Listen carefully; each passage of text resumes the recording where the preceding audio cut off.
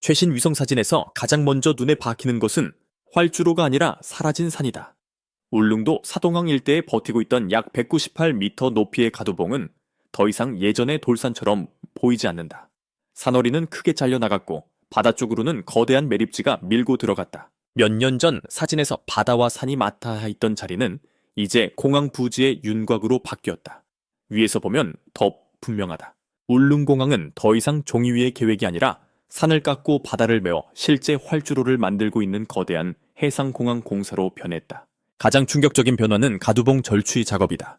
이 산은 울릉공항 부지 조성에서 가장 큰 장애물이었다. 높이가 약 198m에 이르는 돌산이 활주로 접근 구역과 공항 배치에 직접 영향을 주었기 때문이다. 공항을 만들기 위해서는 평지가 필요하지만 울릉도에는 대형 활주로를 놓을 만큼 넓고 평탄한 땅이 거의 없다. 그래서 선택된 방식이 산을 깎고 그 토석을 받아 매립에 활용하는 방식이었다. 단순히 땅을 고르는 수준이 아니다. 섬의 지형 자체를 바꾸는 공사다. 현재 공개된 위성사진을 보면 예전보다 공항 부지가 훨씬 넓어졌다는 느낌이 강하다. 초기에 보이던 좁은 공사 구간과 비교하면 지금은 해안선을 따라 매립구역이 확장도 됐고 내부 도로와 작업 공간 활주로 예정축이 눈에 띄게 정리되고 있다. 그래서 일부에서는 울릉공항이 기존보다 2배 커진 것처럼 보인다고 말한다. 다만 여기서 중요한 점은 실제 공식 면적이 2배로 확정됐다는 뜻이 아니라 위성사진상 드러나는 공사 범위와 평탄화 구역이 과거보다 훨씬 커졌다는 의미로 봐야 한다. 울릉공항의 공식 사업 규모는 약 43만 제곱미터 수준으로 알려져 있다. 활주로는 길이 1200m, 폭은 약 30m에서 36m 범위로 언급된다. 이 길이는 대형 제트 여객기가 아니라 80석 안팎의 소형 항공기 운항을 전제로 한 규모다.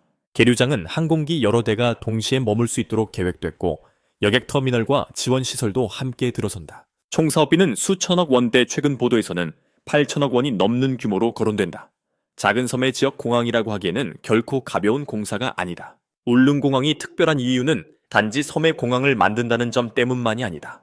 공사 방식 자체가 매우 까다롭다. 한쪽에서는 가두봉을 깎아야 하고 다른 한쪽에서는 바다 위에 안정적인 지반을 만들어야 한다. 산에서 나온 암석과 토사를 옮기고 해안에는 파도와 해류를 막는 구조물을 설치해야 한다. 바다를 메운 뒤에도 바로 활주로를 놓을 수 없다. 지반 치마를 계산하고 배수와 방파 기능을 검토하고 바람과 안개 난기류까지 반영해야 한다. 울릉도는 단순한 내륙공항과 전혀 다른 조건을 가진다. 특히 위성사진에서 눈에 띄는 것은 해안선의 변화다. 이전에는 사동항 주변 바다가 자연 해안선에 가깝게 보였지만 지금은 인공 구조물이 바다를 밀어내고 있다. 활주로가 들어설 방향을 따라 직선형 부지가 만들어지고 그 주변으로 공사용 도로와 장비 이동 구역이 생겼다. 바다 위에 공항을 얻는다는 말이 과장이 아닌 이유다. 산을 깎아 만든 토석이 다시 바다를 메우고 그 위에 활주로와 터미널이 올라가는 구조다. 이 장면 하나만으로도 울릉공항이 왜 국내에서 가장 주목받는 도서지역 공항 사업 중 하나인지 알 수 있다. 문제는 활주로 1200m라는 숫자다. 울릉공항의 핵심 논란은 바로 이 길이에 있다.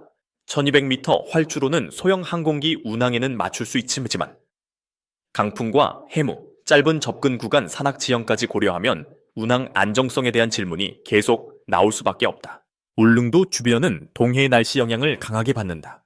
배가 자주 결항되는 지역이라는 점만 봐도 기상 조건이 만만치 않다는 것을 알 수 있다. 그래서 일부에서는 활주로 연장 필요성을 말하고 다른 쪽에서는 현재 계획만으로도 섬 교통 혁신에는 충분하다고 본다. 이 공항이 완성되면 울릉도의 시간표는 완전히 달라질 수 있다. 지금까지 울릉도 접근은 주로 여객선에 의존해왔다. 포항, 묵호, 강릉 등에서 배를 타고 들어가야 했고 날씨가 나빠지면 일정이 흔들렸다.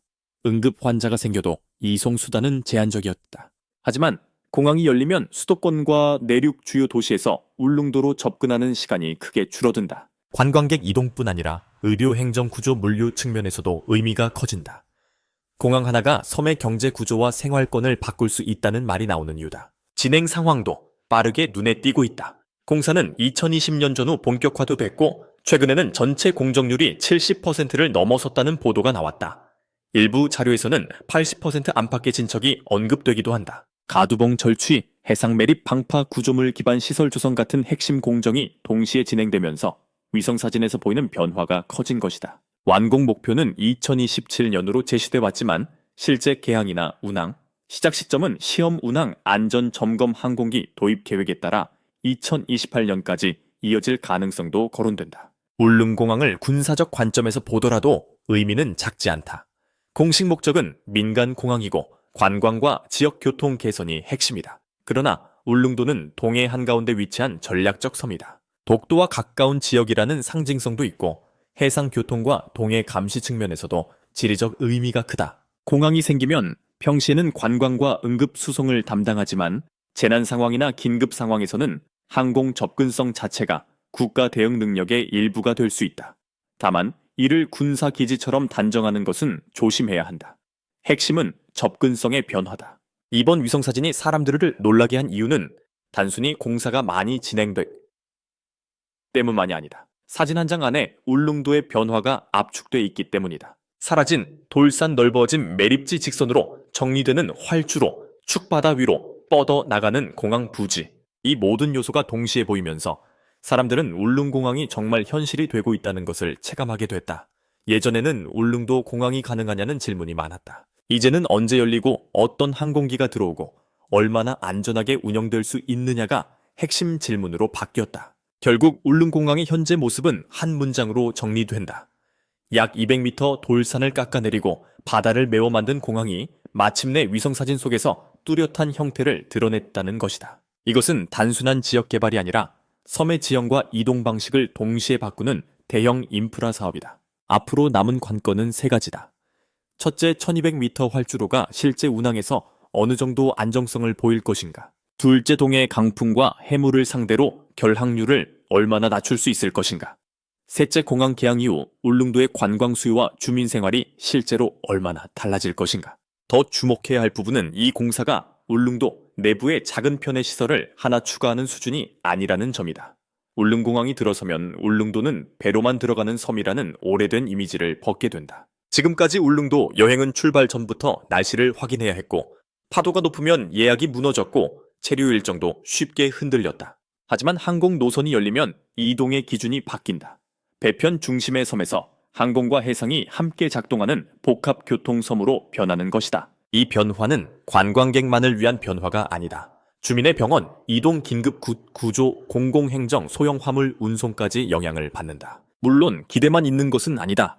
울릉공항이 성공하려면 짧은 활주로, 험한 지형 바다 날씨라는 세 가지 조건을 동시에 넘어서야 한다. 길이 1200m 활주로는 설계상 소형 항공기 운항을 염두에 둔 수치지만 울릉도는 접근 방향의 산악 지형과 해풍이 함께 존재를 한다. 착륙대는 활주로 길이뿐 아니라 바람의 방향, 활주로 표면 상태, 시정 조종사의 접근 각도까지 모두 중요해진다. 그래서 울릉공항 논쟁에서 단순히 활주로가 짧다거나 길다는 말만으로 결론을 내리기는 어렵다.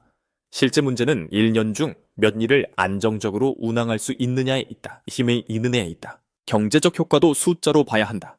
울릉도는 관광 잠재력이 크지만 접근성이 약점이었다. 공항이 열리면 짧은 일정의 여행 수요가 늘어날 수 있고 숙박업 식당, 렌터카 지역 특산품 판매까지 연쇄 효과가 생길 수 있다. 반대로 수요 예측이 과도하면 운영 적자와 계절 편중 문제가 생길 수 있다. 여름과 성수기에는 좌석이 부족하고 비수기에는 항공편 유지가 부담이 될 수도 있다. 그래서 울릉공항은 단순히 공항을 짓는 문제를 넘어 어떤 항공기가 들어오고 운임은 어느 수준이 되며 연간 몇 명을 안정적으로 실어 나를 수 있는지가 핵심이다. 공사 현장의 변화는 앞으로 더 선명해질 것이다. 가두봉 절취가 더 진행되고 매립지가 안정화되고 활주로 포장 단계로 넘어가면 위성사진에서 보이는 모습은 지금보다 훨씬 공항에 가까워진다. 지금은 거대한 토목공사의 흔적이 강하지만 다음 단계에서는 활주로, 선형 계류장, 배치터미널 위치 진입도로가 더 뚜렷해진다. 사람들은 그때 다시 한번 놀라게 될 가능성이 크다. 예전에는 산과 바다뿐이던 공간에 항공기가 뜨고 내릴 직선의 길이 생기는 순간이기 때문이다. 울릉공항을 보는 핵심은 과장이 아니라 변화의 크기다.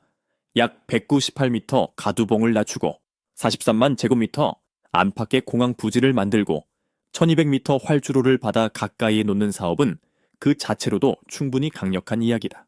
굳이 확인되지 않은 군사 비밀이나 과장된 표현을 붙이지 않아도 이 공사는 숫자만으로 충격적이다. 섬 하나의 교통 지도를 바꾸기 위해 산을 깎고 바다를 메우는 장면, 그것이 이번 위성사진의 진짜 힘이다. 위성사진은 이미 답의 일부를 보여주고 있다. 산은 낮아졌고 바다는 밀려났고 공항은 커졌다.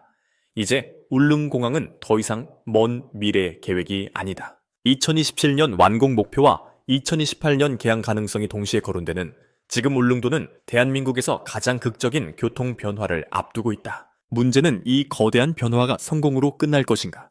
아니면 짧은 활주로와 거친 동해 날씨라는 마지막 시험대 앞에서 또 다른 논란을 남길 것인가다. 그래서 지금 공개된 최신 위성 사진은 단순한 공사 현장 사진이 아니라 울릉도의 미래가 어디까지 바뀔 수 있는지를 보여주는 결정적 장면이다.